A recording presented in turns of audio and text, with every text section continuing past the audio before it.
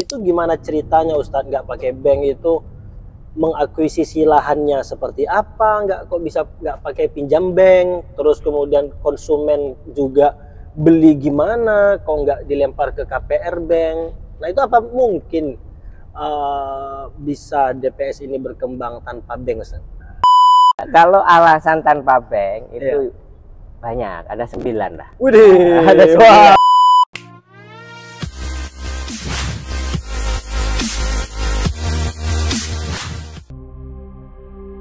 Video ini dipersembahkan oleh Haromai, minyak terapi plus ruqyah.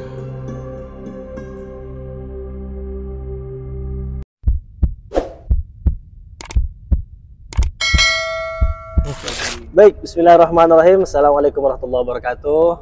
Masya Allah. Ini hari yang berkah sekali, silaturahim di Makassar ya. Dan saya jadi host ini ya. Kali ini bintang tamu jadi host. Masya Allah. Tuan rumah ditanya-tanya. Yang ditanya juga ya, bintang tamu di.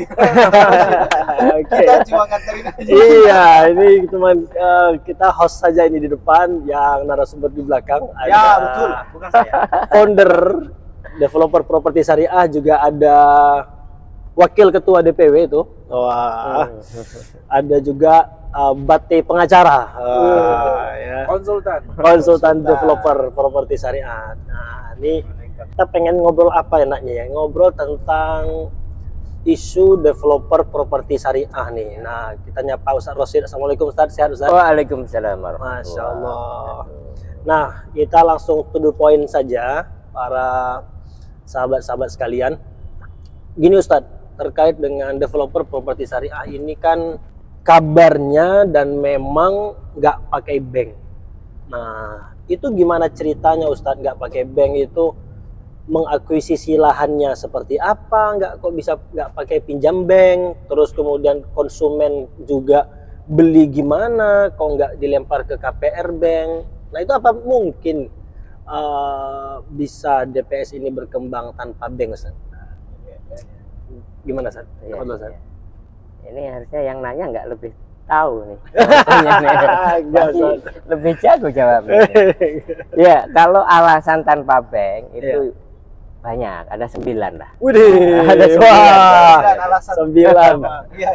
Masya Allah. Yang pertama alasan sistemik ideologis. Oke. Nah, atau boleh disebut alasan revolusioner. Kenapa? Karena bank itu satu dari 2 jantungnya sistem ekonomi kapitalis. Oke. Sementara kapitalisme ini adalah musuh besar umat Islam hari ini. Nah, ibarat anatomi tubuh manusia, ada tubuhnya. Tubuhnya itu pasar bebas. Oke. Kapitalisme itu. Darahnya itu uang kertas. Maka siapa saja yang mengancam eksistensi uang kertas, misalnya ada isu Teman-teman pakai emas ya, pakai dinar dirham, itu dinar bisa dirham. dikriminalisasi. Seperti Seperti ada kawan kita, ya, Ustadz Zaim Zain Saidi, Saidi ya. dikriminalisasi itu, masuk penjara. Ya. Kok pasar muamalah. Ya, wakala. Kemudian darah ini kan, uang ini kan harus beredar terus, berputar dari dan menuju jantung.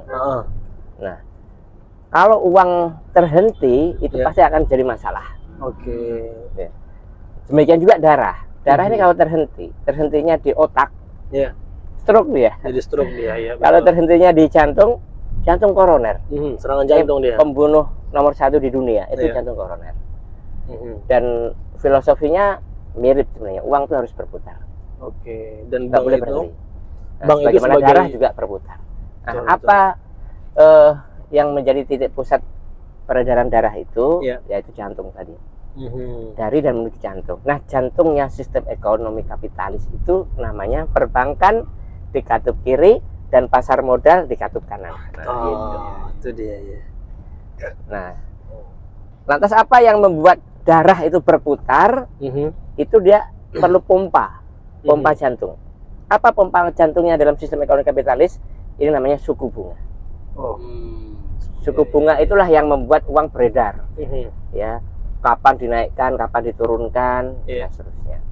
Nah, para ekonom syariah dulu berkumpul awal tahun 70-an di Timur Tengah, di salah satu negeri. Mereka melihat kapitalisme ini sudah sedemikian kuat, besar, sehingga muncul dua pendapat besar waktu itu. Kita perbaiki dari dalam kapitalisme itu dengan masuk ke dalamnya, kita lawan dari dalam, atau kita fight head to head dengan kapitalisme. Nah, keputusannya waktu itu adalah ya sudah, kita masuk dari dalam. Ya. Padahal sebenarnya Islam itu sebagai sebuah sistem yang di dalamnya juga ada sistem ekonomi, itu nggak layak menjadi subordinat sistem kapitalis. Maka strategi yang ditempuh para ekonom-ekonom Islam itu adalah merubah suku bunga yang ini adalah pompa jantung dalam sistem ekonomi kapitalis menjadi apa? Menjadi bagi hasil. Nah, gitu tuh. Maka muncullah bank syariah yang hanya merubah dari sisi bunga menjadi bagi hasil. Nah, itu aja. Nah, sementara jantungnya sama, masih tetap kapitalis. Apa bank? Darahnya tetap sama, apa? Uang kertas, fiat money. Dan badannya pun sama, yakni apa? Pasar bebas gitu. Nah, itu tuh. Masuk akal ini. Ini bagus ini pakai anatomi ya. Iya. Gak paham saya. Jadi itulah kenapa properti syariah mengusung skema tanpa bank. Salah satu adalah alasan sistemik ideologis. Karena kalau bank ini makin kuat, makin gagah, perkasa, tentu kita akan makin sulit mengalahkan dia. Duh, coba sekarang, ini ada Zionisme yang gila-gilaan. Iya, betul. Bagaimana cara mengalahkan Zionisme Israel ini? Wong dia itu menguasai the Fed. Federal Reserve itu bukan miliknya pemerintah Amerika Serikat. The Fed, Bank Sentral Amerika Serikat, swasta. Itu adalah miliknya swasta. Siapa pemiliknya? Bisa dilacak. Rothschild, tokoh Yahudi, bankir Yahudi, Rockefeller, George Soros, dan lain sebagainya. Itu bankir-bankir Yahudi yang dia boleh bebas mencetak dolar seenak perutnya dan mengedarkan ke seluruh dunia, dan kita semua umat manusia ini yang nanggung tanpa ada underlying, tanpa ada backup emas gitu loh. Udah dihapus malah Ustaz. Iya, kejadian ini kan dulu mulai tahun 44 ketika Amerika menang perang, ya, perang dunia kedua, ada perjanjian Bretton Woods. Ya, dia mengumpulkan pimpinan-pimpinan negara di Eropa, dan sejak saat itu cadangan devisa sebuah negara tidak harus dengan emas, boleh dengan dolar. Tetapi dolar yang beredar atau yang dimiliki oleh sebuah negara wajib di backup oleh emas, cadangan emas di negara itu. Itu awalnya begitu. Dan setuju semua karena dia pemenang perang.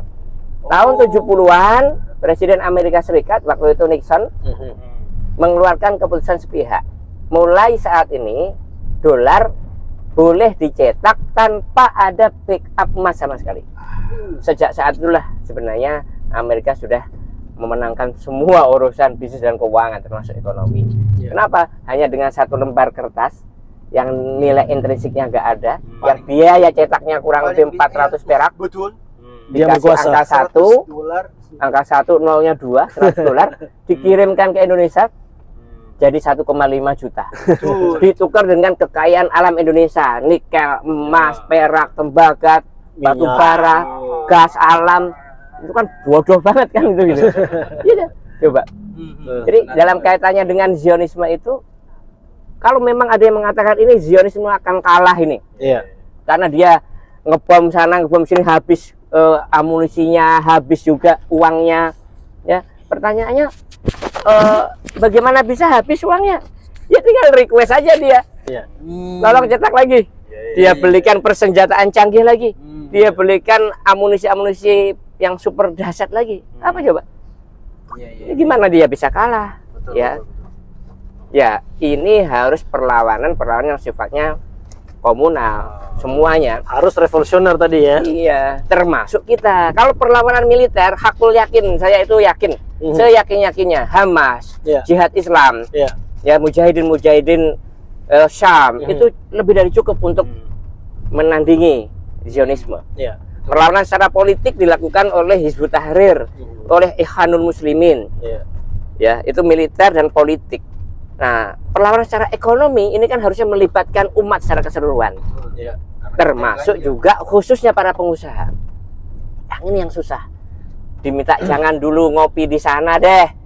Jangan dulu beli fried chicken di situ deh. Jangan belanja di minimarket itu. Susahnya minta ampun nih umat ini. Betul. Padahal itu pengorbanan yang paling ringan, bukan perlawanan politik, bukan perlawanan militer Itu gitu. yang paling ringan malah. Itu yang paling ringan. Tapi efeknya kan ini harus simultan semuanya nih. Militer dilakukan oleh kawan-kawan kita, politik juga iya, ekonomi, bisnis dan keuangan itu tugas kita semua.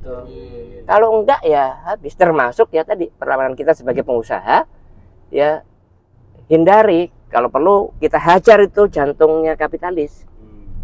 Kalau jantungnya masih sehat, segar, bugar, ya sulit kita kalahkan mereka. Cetak dolar aja dia, belikan persenjataan canggih. Mana bisa bangkrut dia. Itu alasan yang paling utama, namanya alasan. Oh, ini baru yang utama Itu baru alasan dari utama. 9. Baru 1 dari 9. Namanya 9 konten. Ini sudah 10 menit. Namanya sistemik ideologi. Sistemik ideologi. Nah, mau yang kedua? Tahan dulu. Saya Karena terus ikut. oke. Nah, jadi para pemirsa sekalian, ini tayangan yang sangat istimewa, dan kalau ditonton dan mendapatkan manfaat, jangan lupa di-share ke teman-teman yang lain. Ya. Kenapa? Karena seperti yang Ustadz Fahrudin An-Nazor tadi sampaikan. Fahrudin. Ya lupa Fahrudin. Fahrudin jadi Ustadz Fahrudin An-Nazor tadi sampaikan, ketika kita itu mendapatkan sebuah kebaikan, sampaikan kebaikan. Walau ayah. Nah, ini Share 1 kali saja. betul. Ya, silakan subscribe, kemudian like dan share ilmu-ilmu yang bermanfaat, dan ini untuk kontribusi kita kebangkitan umat. Nah, Baru satu alasan. masuk alasan tadi Ustaz. Begini, supaya Oke, saya Randi apa nih Selain sampaikan? penasaran, Heeh. selain penasaran, dibocorkan cukup 2 Ustadz, dan Ustadz mau share alasan yang keberapa lagi? 2, 3, 4 sampai 9. Satu lagi Ustadz, biarkan teman-teman mau ketemu langsung dengan kita. Karena ini mahal ini pertemuan ya. Karena tentang sistemik apa tadi? Sistemik ideologi. Dan sangat mendasar sekali itu ya. Mendasar. Nah, ada pesan saya. Kalau mau lanjut, ketemu di camp.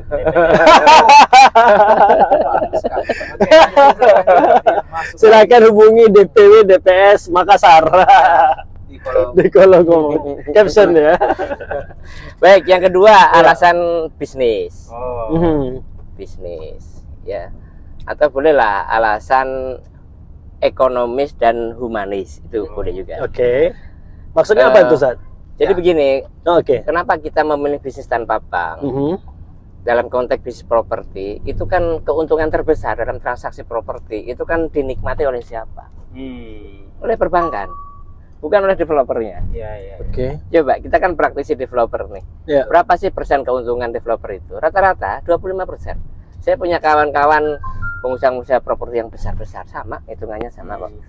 25% rata-rata. Kalau cash, Ya, nilai Nah. cash, harga cashnya ya. karena model bisnis developer itu kan tadi terkooptasi dengan satu pemahaman, Ya. difasilitasi oleh perbankan. Aku istilahnya pakai KPL, konstruksinya pakai KYG, penjualannya pakai KPR, dan semuanya melibatkan entitas perbankan dengan berbagai fasilitas yang berlimpah ruah lah di perbankan itu. Jadi keuntungan terbesar perbankan itu salah satunya diambil dari transaksi properti. Nah, Setelah 100 meter, andai belok kiri untuk tetap di jalan. andai transaksi properti ini menghilangkan peran perbankan, Wah. jadi keuntungan yang selama ini dinikmati perbankan, bahkan keuntungannya adalah keuntungan terbesar dibanding keuntungannya milik developer. Dan peran sebagai tanda kutip perbankan ini dilakukan sendiri oleh developernya, maka keuntungan yang selama ini diambil oleh mereka kita ambil dong. Oh. Ya kan? Apalagi kalau developernya ini juga memiliki kemampuan konstruksi. Berapa keuntungan yang diambil oleh kontraktor? Anggaplah 20%. Maka sangat menarik gitu. 3 keuntungan dari 3 entitas ini. Developer udah untung, bank yang selama ini ngambil keuntungan yang paling besar diambil juga oleh developer. Kontraktor yang memiliki kemampuan pembangunan konstruksi dia kerjakan sendiri pun jadi keuntungan dia. Maka hampir bisa dipastikan harganya pasti lebih murah dibanding dengan yang menggunakan skema perbankan. Dan profitnya jadi lebih besar. Iya. Ya, oke. Gitu. Maka secara bisnis sangat menarik. Menarik untuk tidak menggunakan bank. Iya. Lebih menarik karena hitungannya lebih banyak. Selama ini diambil oleh bank, kita ambil sendiri kok, kita kelola sendiri kok uangnya. Oke. Berdasarkan dengan data Bank Indonesia, 72% developer di Indonesia tidak menggunakan modal bank. Oh. Berarti Luar biasa. masih dikit. Iya. Alhamdulillah kalau dikit. Nah, kalau keuntungan itu yang selama ini diambil bank, diambil oleh kita, keuntungan developer juga masih milik kita, keuntungan sebagai kontraktor juga kita kerjakan sendiri, maka secara ekonomis ya mestinya nilainya lebih murah. Iya. Dan kalau lebih murah, kita bisa menyentuh perkara-perkara yang lebih humanis. Orang-orang berpenghasilan rendah, masyarakat berpenghasilan rendah, MBR, sangat mungkin bisa memiliki rumah dan dengan cicilan yang lebih murah. Ya, dan pasti sesuai syariah. Nah, gitu kira-kira. Masya Ya. Allah. Kenapa? Karena keuntungan terbesar diambil oleh bank, kita ambil sekarang.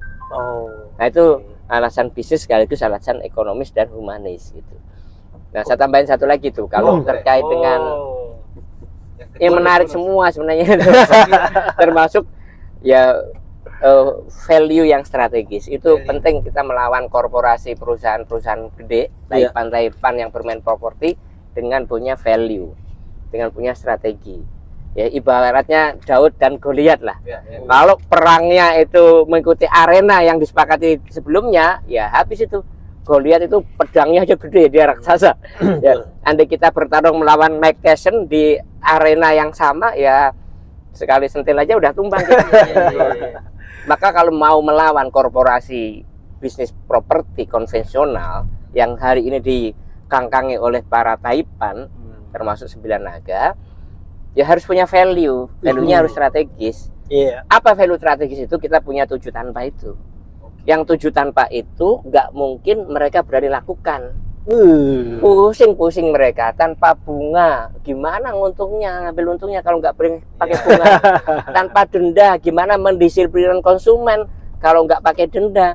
Orang konsumen tuh takut disiplin tuh kalau didenda. Kalau nggak pakai denda, gimana cara mendisiplinkannya? Pusing mereka.